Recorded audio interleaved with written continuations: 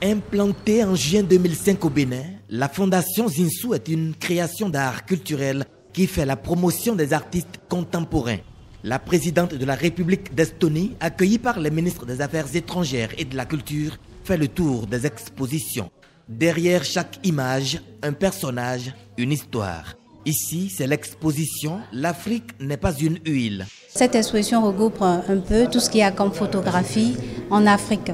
Et c'est une plateforme qui est restée en collaboration avec la Fondation Zinsou pour qu'ils puissent réaliser cette exposition-là. C'est avec un grand plaisir qu'on a reçu la présidente de l'Estonie et ça prouve que de loin, on a une influence sur ce musée-là de la Fondation Zinsou qui est reconnu de part et d'autre, un peu partout en Afrique et en Europe aussi.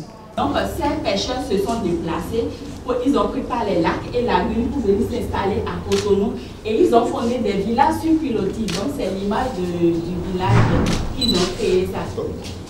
À l'exposition Cotonou, l'histoire de la ville économique du Bénin, peinte en art photographique et sculpture, est comptée dans les moindres détails à l'hôte du Bénin. Pour moi, c'est même éducatif. C'est intéressant de voir comment les artistes issus d'Afrique ou issus d'Europe voient différemment le développement dans ces pays, dans ces régions.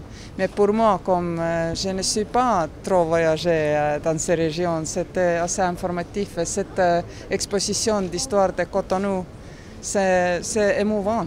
Et vos racines, c'est bien sûr très important pour vous. Il ne faut jamais oublier vos racines, c'est très important.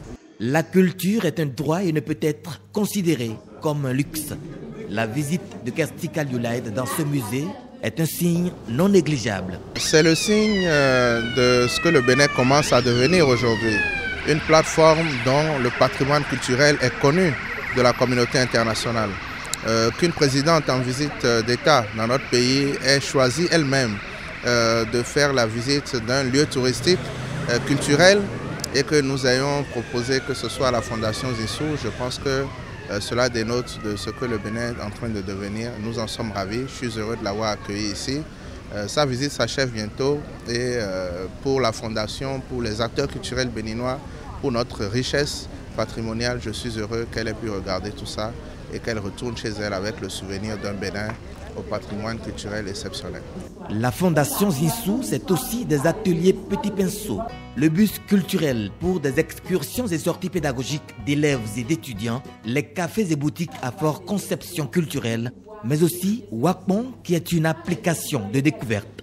Par cette visite, la culture peut aussi rapprocher l'Estonie du Bénin à travers le monde numérique.